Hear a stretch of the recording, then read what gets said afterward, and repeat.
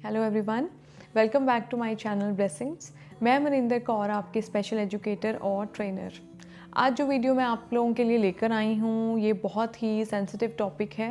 What is depression? Okay, सो आज हम इस वीडियो में कवर करेंगे कि डिप्रेशन एक्चुअल में होता क्या है और हम उसको किस तरीके से यूज़ कर रहे हैं, किस तरीके से अंडरस्टैंड कर रहे हैं, इस चीज़ पे हम क्लैरिटी डालेंगे। सेकेंड थिंग, हम बात करेंगे सिम्टम्स ऑफ डिप्रेशन के बारे में। थर्ड पॉइंट इज़ कि ये वीडियो बनाने का जो मेरा मोटिव है, ओके, क्योंकि बहुत सारे पेरेंट्स कहते हैं कि मैम आप यूट्यूब पे बच्चों के लिए तो बहुत सारे वीडियोस डाल रहे हैं, बट प्लीज़ हम लोगों के लिए भी एक वीडियो ऐसा डालें कि जब भी वो हम डीमोटिवेटेड फील करें या ऐसा कभी फील करें कि कुछ चेंजेस नहीं हो रहे हैं लाइफ में और अदरवाइज़ भी, तो हमें मोटिवेशन मिले उस चीज़ से। तो मेरे को लगा कि लेट्स मेक अ वीडियो, क्योंकि जब भी हम अपॉइंटमेंट्स भी लेते हैं तो मैं हमेशा कहती हूँ कि मेरे लिए बच्चा और पेरेंट्स दोनों बहुत इंपॉर्टेंट हैं, क्योंकि जो आईपी प्लान्स भी प्रोवाइड किए जा रहे हैं वो पेरेंट्स की ट्रेनिंग के लिए हैं। तो जब पेरेंट्स ही कंफ्यूज्ड हैं, उनका लो मूड है, इस तरीके का सिम्टम्स चल रहे हैं, तो वो कैसे अपने बच्चों को आगे ट्रेन करेंगे। सो ये मेरी तरफ से एक छोटा सा इनपुट है कि शायद मैं आप लोगों की लाइफ में कुछ चेंज लेके आऊँ। तो let's start with the video. First of all I would like to clear कि डिप्रेशन एक्चुअल में है क्या। It's a medical disorder, okay, और ये सबसे कॉमन साइकाइट्रिक इलनेस है जो बहुत ज़्यादा लोगों में देखी जा रही है, ओके। और डिप्रेशन ऐसा नहीं है कि हम लोगों के कहने पे डिप्रेशन चला जाता है, क्योंकि इसको हम और डिटेल में हम इसके बारे में बात करेंगे, क्योंकि हर पर्सन की लाइफ में कुछ ऐसा फेज़ या ऐसी सिचुएशंस बनती है जब एक पर्सन डिप्रेस्ड फील करता है, चाहे वो मैं हूँ, चाहे वो आप हैं, मतलब हर एक की लाइफ में कुछ ना कुछ सिचुएशन ऐसा आता है, okay. So time to time कभी कोई डिप्रेस्ड फील करता है, कभी कोई। तो पहले सबसे पहली बात तो ये है कि अपने आप को कभी भी अकेला फील नहीं करें कि मेरे साथ ही ऐसा क्यों हो रहा है, मैं अकेली हूँ जिसके साथ ये हो रहा है। ऐसा नहीं है, सबकी लाइफ में ये फेज़ आता है, और जिसको एक्चुअल में डिप्रेशन है उनके कहने से डिप्रेशन कभी नहीं जाता है, ओके। हम लोग क्या करते हैं, हम लोग अभी आज सपोज़ करें कि आज हमारा मन अच्छा नहीं है, आज हमारा कुछ करने का मन नहीं है, तो हम क्या करेंगे कि फ्रेंड्स को बताएंगे, कॉल्स करेंगे, इधर हम बोलेंगे कि today I am feeling very depressed, जबकि डिप्रेशन ये नहीं है, okay my dear friends. Depression क्या है? डिप्रेशन के जो सिम्टम्स हैं वो 2 वीक्स रेगुलरली एक पर्सन के अंदर प्रेजेंट रहने चाहिए। सिम्टम्स क्या है डिप्रेशन के? लो मूड, ओके, बहुत ही लो फील होगा उस पर्सन को जिसके सिम्टम्स अभी शुरू हुए हैं, ओके।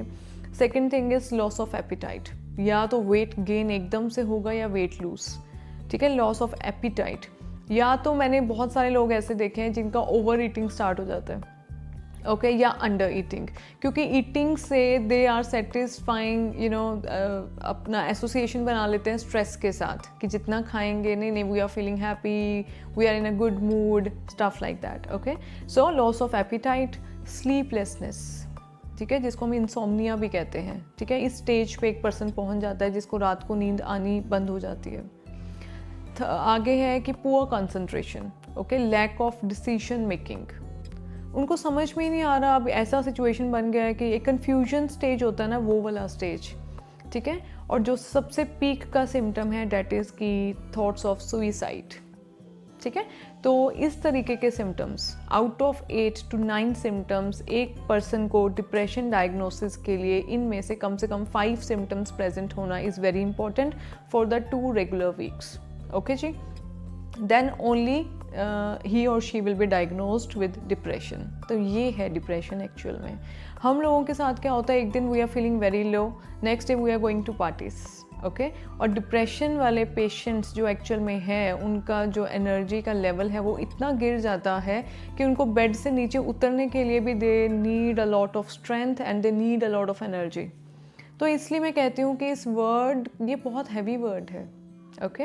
तो इसको इतना कॉमनली हम लोगों को यूज़ नहीं करना चाहिए, वो भी डिप्रेशन में है, वो भी डिप्रेशन में है, ऐसा नहीं है, ठीक है।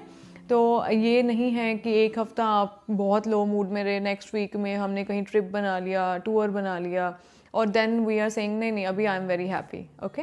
तो डिप्रेशन जिनको एक्चुअल में है वो इस तरीके के चेंजेस करने से एकदम से जाने वाला नहीं है, ओके। सो ये है डिप्रेशन, ओके, नेक्स्ट हम बात करेंगे कि what I understand with depression, क्योंकि गूगल में हर जगह है, आप सिम्टम्स देखें, कुछ भी देखें, बहुत सारे पेरेंट्स कहते हैं कि मैम मेडिकेशन कितना वाइटल रोल प्ले करती है डिप्रेशन में। इस चीज़ के बारे में हम बात करेंगे।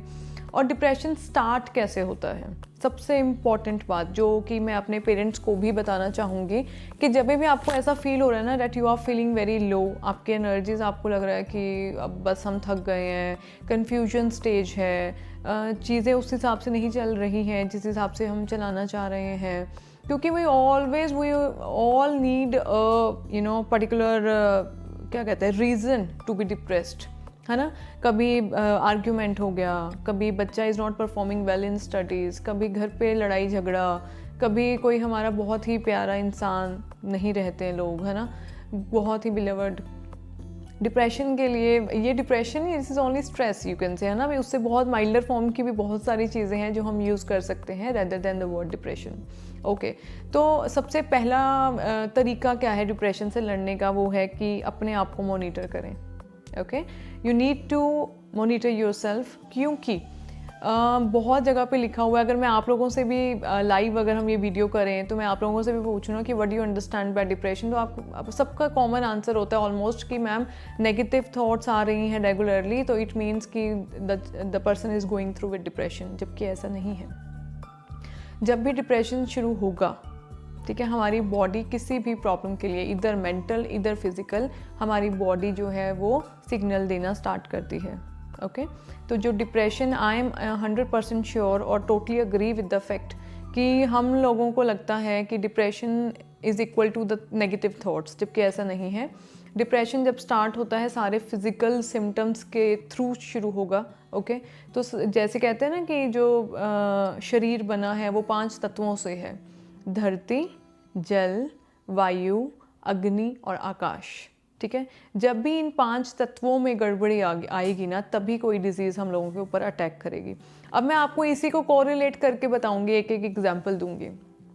धरती, अभी अगर आप इन 5 चीज़ों पे काम कर लेना तो बहुत मुश्किल है किसी भी प्रॉब्लम का आपके ऊपर अटैक करना, ठीक है। और अदरवाइज़ भी अगर इन 5 चीज़ों को हम रेगुलेट कर लें तो हम बहुत हैप्पी लाइफ गुजार सकते हैं। अपने बच्चों पे एक एंथुजियाज़म रहेगा हमारे साथ हमेशा, बच्चे के साथ खेलने पे उसको बाहर ले जाने पे इतना लॉस ऑफ एनर्जी नहीं फील होगा जितना अभी हमें हो रहा है, क्योंकि हमें अंडरस्टैंडिंग नहीं है कि हम किस प्रॉब्लम से निकल रहे हैं, उसका अंडरस्टैंडिंग ही नहीं है। अभी मैंने 5 तत्वों के बारे में बात की, तो धरती कहते हैं ना कि जो धरती में बोया गया है ना, अगर आप उसको खाएंगे, उसको कंज्यूम करेंगे तो प्रॉब्लम्स बहुत दूर रहेंगी। लाइक फ्रूट्स हो गए, वेजिटेबल्स हो गए, ग्रेन्स हो गए, ठीक है, बहुत ये इस तरीके की चीज़ें, तो जो हो गया धरती। जहाँ पे इस चीज़ में इम्बैलेंस आएगा तो हमारी बॉडी सिग्नल करना शुरू करेगी, low mood, loss of appetite, sleeplessness, stuff like that. उसके बाद आता है जल, वाटर। जब भी हमारी बॉडी में वाटर, लैक ऑफ वाटर होगा, ठीक है, कुछ भी वाटर, अदरवाइज़ हम पानी भी नहीं पी रहे हैं। कितना लोग आपको बताते हैं, फिटनेस फ्रीक हैं जो कि इतना पानी पियो, इतने लीटर पियो। तो जब भी वाटर की कंजप्शन में जब भी ऊपर नीचे का लेवल आएगा, तब आपको कोई भी डिजीज़ आपके ऊपर आएगी। और मेंटल इश्यूज़ इसलिए हैं क्योंकि हमेशा फिज़िकल चीज़ों की वजह से, जो बहुत सारे लोग शायद जानते हो, I don't know, psycho physiological disorders, है ना, क्योंकि हमारी बॉडी और हमारा माइंड आपस में कोरिलेटेड है। जैसे ही बॉडी में कुछ गड़बड़ी होगी वो हर जगह इम्पैक्ट डालेगी अपना। ओके, उसके बाद है वायु। अभी क्या है कि हम लोग इतना बिजी हो गए हैं अपनी लाइफ में, इतना हेक्टिक स्केड्यूल्स हैं हम लोगों के कि हमारे पास टाइम ही नहीं है ब्रीथ करने के लिए फ्रेश एयर में, है ना। बहुत सारी चीज़ें आपने सुनी होंगी कि अगर एक बिल्कुल परफेक्ट पर्सन को, बिल्कुल हेल्दी पर्सन को अगर आप 7 दिनों के लिए अंधेरे कमरे में बंद कर देना तो उस पर्सन का भी यही हालत होने वाला है, जिसको हम कहते हैं कि एक डिप्रेस्ड पेशेंट। ओके, सो वायु इज़ वेरी इंपॉर्टेंट। कभी भी आप बैठे हैं, काम कर रहे हैं, वर्क फ्रॉम होम कर रहे हैं, 1 आवर 45 मिनट्स के बाद you should go outside and just deep breath, okay, और फिर वापस आइए। इस तरीके से अगर आप रेगुलेट करें खुद को और मोनीटर करें, अभी यही 5 चीज़ें हैं जो हर तरीके से आप लोगों की लाइफ में इम्पैक्ट डालने वाली हैं। तो अगर इसी को ही हम पकड़ लें तो डिप्रेशन बहुत दूर है हम लोगों से। ठीक है। Okay, so the third is कि अग्नि, फोर्थ इज़ अग्नि। अग्नि दैट इज सनलाइट। अभी everybody is taking supplements of vitamin D, right.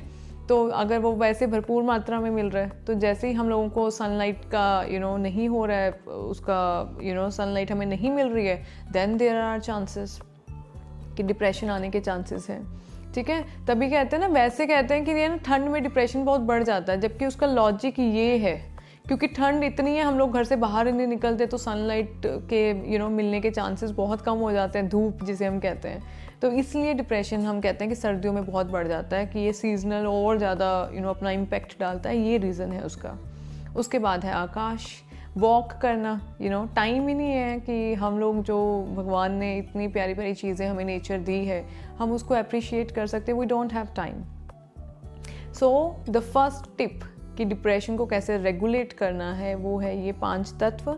अगर इन 5 चीज़ों को आप खुद से मॉनिटर कर पाएँ तो बहुत ही अच्छा है। तो कोई भी डिजीज़, डिप्रेशन की अभी हम बात कर रहे हैं, अदरवाइज़ भी आपके जो एनर्जीज़ हैं वो फुल रहेंगी, इतना जल्दी गुस्सा नहीं आएगा। यही तो हो रहा है पेरेंट्स के साथ भी। Okay, so the first tip is कि रेगुलेट योर सेल्फ। ओके, सो अभी हम क्या है कि डिप्रेशन का वीडियो बनाने का जो मेरा मेन मोटिव वो है कि अपने पेरेंट्स के साथ रिलेट करके आप कैसे अपने आप को एक चांस देते हैं कि आप इजी विक्टिम बने डिप्रेशन के, वो मैं आपको बताऊंगी यहाँ पे। क्या है कि बहुत सारे पेरेंट्स ये हैं कि मैम मेरे बच्चे को लेबल लगा दिया, should I go for diagnosis और नॉट। मुझे ये नहीं पता कि ये कैसा इतना इम्पेक्ट डाल रहा है आप लोगों की लाइफ में। देखो, जब भी आपको डायग्नोसिस के लिए जाना है, रिपोर्ट लेके आते हैं आप लोग, तो वो रिपोर्ट बस एक बार साइड पे रखें अभी। उसको ये थोड़ी है कि आप बार बार उसको बोलेंगे कि मैम मेरे बच्चे पे लेबल लग गया है, रिपोर्ट में ये आया है, अभी रिपोर्ट में लिखा गया है मॉडरेट ऑटिज्म, और आप लोग कहीं पे भी फ़ोन करते हैं। वी कैन अंडरस्टैंड आपकी लाइफ में आपकी जगह पे आके आई कैन वेल अंडरस्टैंड कि किस पेन से आप लोग निकल रहे हैं, but when there is a solution of that pain, तो फिर किस चीज़ का टेंशन है?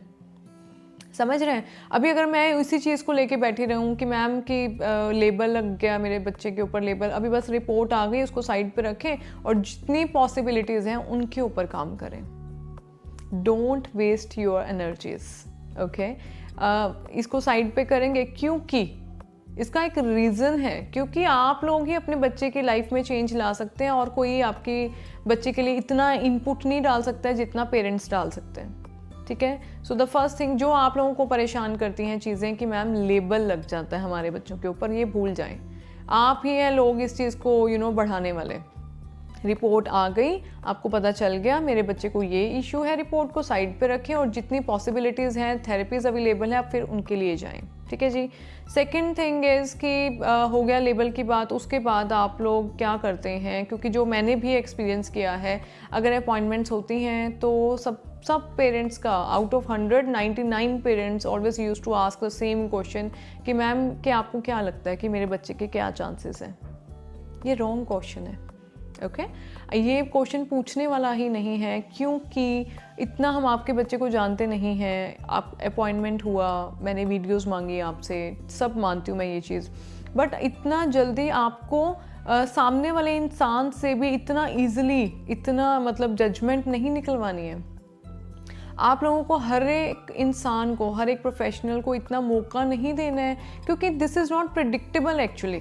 जो चीज़ प्रेडिक्टेबल ही नहीं है तो फिर बार बार यही बुलवाना कि मैम ऑटिज़म क्योर हो जाएगा कि नहीं होगा। मैं ये कहती हूँ कि always focus on the possibilities कि क्या रिकवरी हो सकती है हमारे बच्चों में, ठीक है। So the second thing is कि ये भूल जाएं। अभी मेरे जितने भी पेरेंट्स हैं जो भी ये वीडियो देखेंगे, आप लोग इस चीज़ के लिए अपनी एनर्जीज़ को वेस्ट नहीं करेंगे कि मैम क्या ये प्रॉब्लम क्योरेबल है कि नहीं है, मैम कितने चांसेस हैं। चांसेस फुल हैं, ठीक है।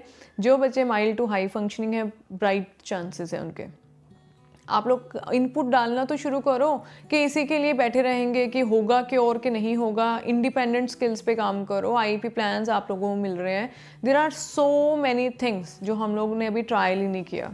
5-5 साल तक हम बच्चे लेके बैठे हुए हैं। रिपोर्ट हमें 2.5 साल पे मिल गई थी, फिर भी हम बैठे हुए हैं कि मुझे लगता है कि रिपोर्ट में कुछ गलती है। ऐसा नहीं होता, रिपोर्ट नहीं गलत हो सकती, ठीक है। अभी मैंने इतने ये वाले केसेस भी सुन लिए हैं, मेरे को लगता है शायद मेरे को आज डिस्कस करना चाहिए।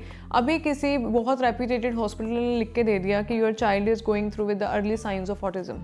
ठीक है जी, बहुत अच्छा किया आपने। उसके बाद आपने रिपोर्ट ली, एक्सेप्टेंस पे भी आ गए और फिर आपने इसको किसी थेरेपी सेंटर में डाल दिया। वहाँ पे किसी स्पीच थेरेपिस्ट ने या ओटी थेरेपिस्ट ने आपको ये बोल दिया कि मैम मेरे को तो इसके सिम्टम्स नहीं लग रहे ऑटिज़म के, चलो फिर आपने वहाँ पे थेरेपी बंद किया। फिर अब आप इजी हो गए, रिलैक्स्ड कि ठीक है अभी तो ऑटिज़म के साइंस नहीं है। ऐसा नहीं है, ठीक है। जो डायग्नोसिस होगा वो गलत नहीं हो सकता। डायग्नोसिस प्रॉब्लम है, डेवलपमेंटल डिसऑर्डर है, हो सकता है कि ADHD और ऑटिज़म है, क्योंकि it's a very thin line. जैसे जैसे एज बड़ी होगी तो बहुत क्लैरिटी हो जाती है कि एक्चुअल में बच्चे को है क्या। बट ये कि एक स्पीच थेरेपिस्ट बोल रहा है कि एक इतना बड़ा आपके बच्चे को डायग्नोसिस दे दिया ऑटिज़म, और फिर उसने सीधा डायरेक्टली बोल दिया कि मेरे को तो लगता है आपके बच्चे को कुछ भी इशू नहीं है, only there are speech delays. ऐसी पॉसिबिलिटी नहीं है, क्योंकि जब भी ऑटिज़म या ADHD का डायग्नोसिस होगा तो स्पीच ही थोड़ी एक चीज़ है जिसके ऊपर डायग्नोसिस होता है। ठीक है जी, okay. So second thing is कि लेबल और डायग्नोसिस को भूल के आगे बढ़ें कि क्या बेटर चेंजेस हम अपने बच्चों की लाइफ में लेके आ सकते हैं। ठीक है। थर्ड थिंग इज़ कि we always focus on behaviours, है ना, कि मेरे बच्चे को मैं बिहेवियर रेगुलेट नहीं कर पा रही, मैं इतनी डिप्रेस्ड हो गई हूँ, मतलब मेरे से इसके बिहेवियर रेगुलेट ही नहीं हो रहे हैं बच्चे के। तो मैं आपको बताती हूँ कि हमारा एक फंडामेंटल प्रिंसिपल है सभी पेरेंट्स का इवन, कि we always notice our kids when only they are misbehaving. Okay, तो बहुत कॉमन हम लोग यूज़ करते हैं कि don't recognise your child only when he or she is misbehaving, क्योंकि ये हम लोगों में ये कैलिबर है, ये स्टेमिना है।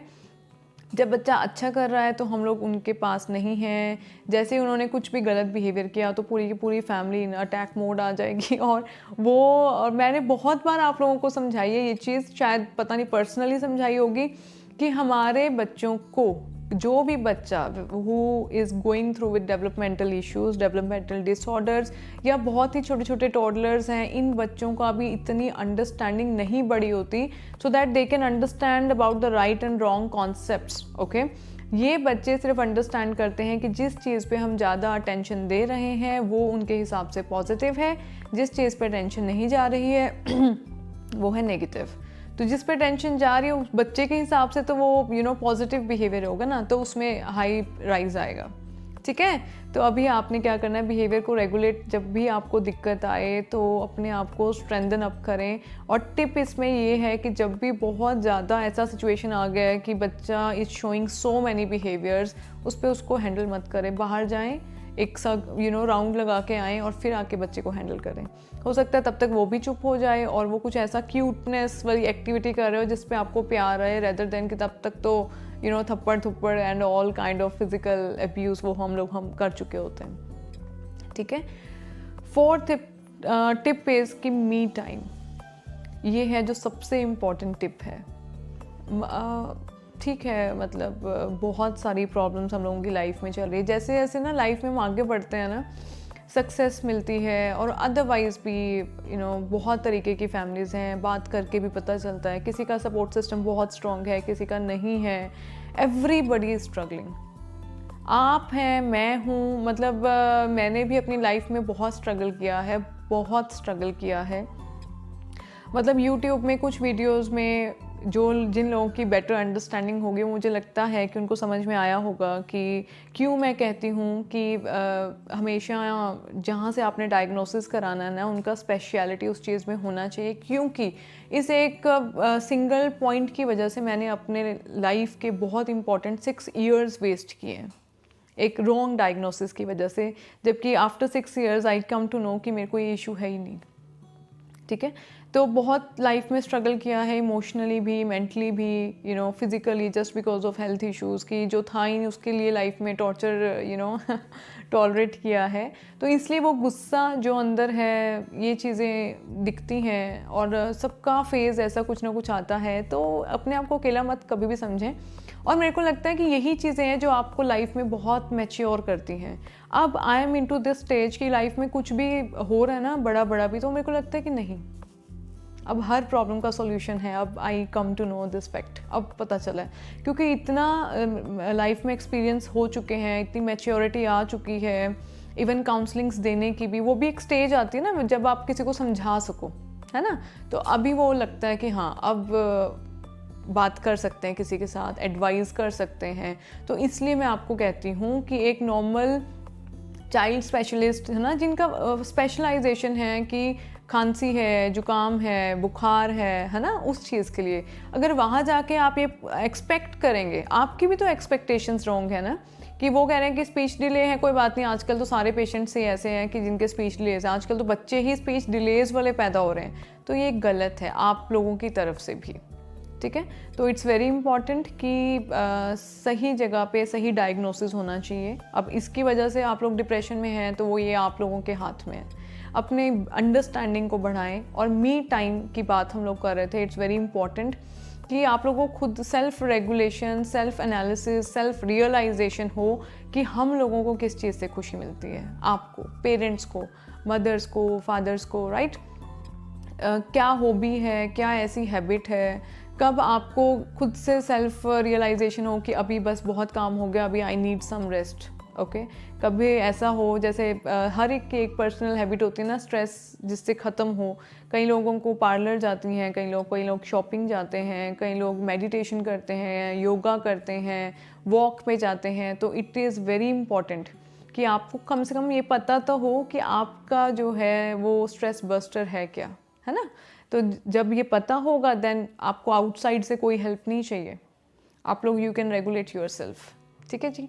तो ये है चीज़ें, और मैं हमेशा ये बोलूँगी कि हमेशा फिज़िकल बॉडी से जो है वो प्रॉब्लम शुरू होती है, और अगर आप वहीं पे उसको ठीक कर लें तो वो यहाँ तक पहुँचेगी ही नहीं, ओके। हमेशा कहते हैं ना कि कार चाहे कितनी ही नई हो, है ना, डेस्टिनेशन भी कितनी ही प्यारी हो, है ना। अभी मैं बोलूँ कि बीच पे जाना है या इधर जाना है उधर जाना है, तो हमारी बॉडी और ये वाला जिस जो एग्जांपल दे रहे हैं इसको आप रिलेट करके देखें कि सपोज़ करें कि किसी ने बहुत दूर जाना है वकेशंस के लिए, कार बड़ी सुंदर है ना तो अगर उस कार में फ्यूल ही नहीं हो तो वो कार किस यूज़ की है, क्या हम पहुंचेंगे अपने डेस्टिनेशन पे कभी भी, या वो कौन सी कार है ये मैटर नहीं करता, क्योंकि उस कार में फ्यूल ही नहीं है। So the same thing is कि जब आपकी फिज़िकल बॉडी ही फिट नहीं है, ओके, जब ये पांचों तत्वों में ही गड़बड़ी है, इम्बैलेंसेस है, तो यहाँ पे भी डिस्टर्बेंस हो गई, यहाँ पे भी डिस्टर्बेंस होगी, क्योंकि आप अंदर से इतने फ्रस्ट्रेटेड हो, अग्रेसिव हो गए हो, तो वो जो प्रोजेक्शन है, वो जो चीज़ें डिस्प्लेसमेंट होगी वो हमारे बच्चों के ऊपर होगी। सो मैं चाहती हूँ कि आप लोग अपने आप को बहुत ढंग से रेगुलेट करें, सेल्फ रियलाइजेशन अच्छी हो, और डिप्रेशन टर्म जितना हो सके उसको कम से कम यूज़ करें। जिनको एक्चुअल में है definitely they need assistance, they need counsellings and medication. तो मेडिकेशन की भी एक बात मैं आपको बता दूं कि मेडिकेशन हमेशा सिम्टम्स पे काम करती है, कभी भी बीमारी पे काम नहीं करती है, ठीक है। तो जितना हो सके उस लेवल तक हमें पहुंचना ही नहीं है, अच्छा, और अपने आप को खुद ही रेगुलेट करें। तो मेडिकेशन डेफिनेटली एंटीसीडेटिव्स, एंटी डिप्रेशंस देंगे, जिससे क्या होता है कि सोच सोच के हमारा जो दिमाग है वो इतना कॉन्ट्रैक्ट, और बॉडी भी इतनी, कहते हैं ना शोल्डर्स में सारा स्ट्रेस होता है, इतनी दर्दें, पेन हमारी बॉडी में होनी शुरू हो जाती है, ठीक है। तो जो मेडिकेशन है वो हमारी बॉडी को और माइंड को रिलैक्स करने के लिए है, वो हमारी थॉट्स पे काम नहीं करने वाली, वो रिलैक्स कर देंगी, वो क्या कहते हैं, सुन कर देंगी, फ्रीज कर देंगी, ताकि कोई थॉट आए ही नहीं, ठीक है जी। तो मेरे को उस मेडिकेशन का अगर हम इस तरीके से देखें तो वो मेडिकेशन किस यूज़ की है ना, वो तो बस ठीक है, ये टेम्परेरी इलाज है, परमानेंट इलाज नहीं है। परमानेंट क्या है कि खुद को रेगुलेट करो, सेल्फ पे वर्क करो, मी टाइम आपको पता होना चाहिए, ठीक है। और बिना मतलब की चीज़ों पे मत पड़ो, ठीक है। अभी जो चीज़ हमारे बच्चे के लिए जो सूटेबल ही नहीं है, उन चीज़ों के ऊपर हम क्यों अपना टाइम वेस्ट करें। और बच्चे की थेरेपीज कर रहे हैं, बहुत अच्छा है, इनपुट्स डाल रहे हैं, बहुत अच्छा है, बट खुद के लिए, फैमिली के लिए भी एक अलग से टाइम होना चाहिए। बच्चा है, उस पर आप काम कर रहे हैं, और भी फैमिली मेम्बर्स हैं, उन पर भी इक्वल ध्यान दें, ठीक है जी। So thank you so much. I hope कि होपफुली ये वीडियो आपके लिए यूज़फुल होगा। सो अगर आपको लगे कि वीडियो का वर्थ है और लगता है आपको कि पेरेंट्स के लिए यूज़फुल हो सके, तो keep sharing my videos. Thank you so much.